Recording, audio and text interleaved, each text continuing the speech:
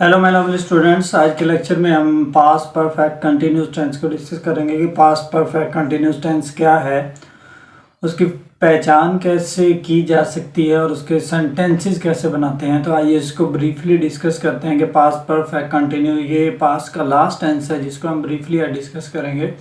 Firstly इसकी definition को देख लेते हैं कि पास्ट परफेक्ट कंटिन्यूस टेंस होता क्या है। When we talk about past perfect continuous, it shows action started in the past and continue for some time before another action or time in the past.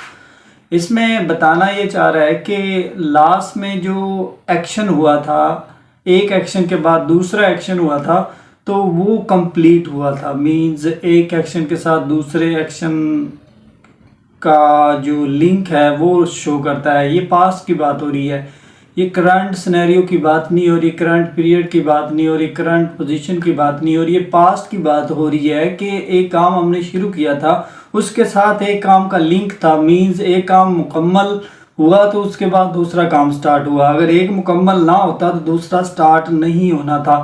तो इसलिए हम past perfect continuous का use करते हैं। इसके another definition को देख लेते हैं। It focuses on how long something had been happening before another event. एक इसमें जो मेन चीज हमने माइंड में रखनी है कि टाइम कितना लगा था, टाइम कितना चाहिए था, कितना जरूरी था और टाइम कितना इम्पोर्टेंट है। मतलब पास्ट में जो काम हुआ था तो उस पे टाइम कितना लगा था और कितने अरसे में वो काम मुकम्मल हुआ था। इसमें पास्ट परफेक्ट में और पास्ट परफेक्ट कंटिन्यूस दो चीजें कॉमन है।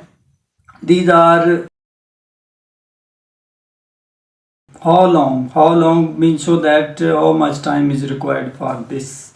तो इसकी एग्जांपल देख लेते हैं।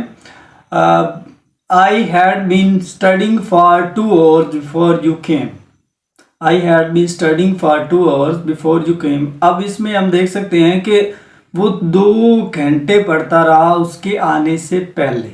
मीन्स ये पास्ट की बात हो रही है। इसी तरह और भी सेंटेंसेस बना सकते हैं। पास्ट परफेक्ट कंटिन्यूस टेंस के फिक्रे कैसे बनाते हैं ये उसको डिस्कस करते हैं। पॉजिटिव सेंटेंसेस कैसे बनाते हैं।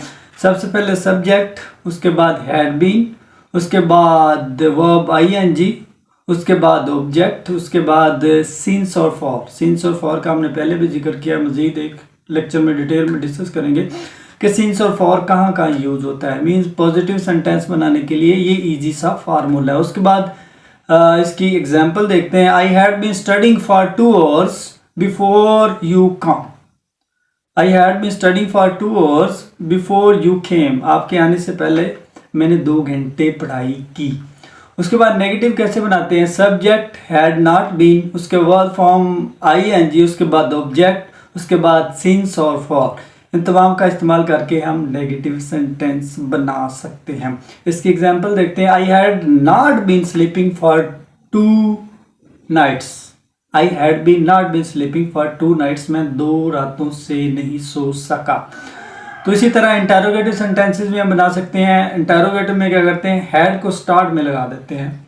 इंटरोगेटिव में जब भी कोई भी टेंस आता है तो इंटरोगेटिव बनाते हैं तो हेल्पिंग वर्ब स्टार्ट में लगा देते हैं। जिस तरह had plus subject plus been plus verb form of ing plus object, उसके बाद सिंस और फॉर का इस्तेमाल पास्ट परफेक्ट कंटिन्यूस में लाजमी होता है।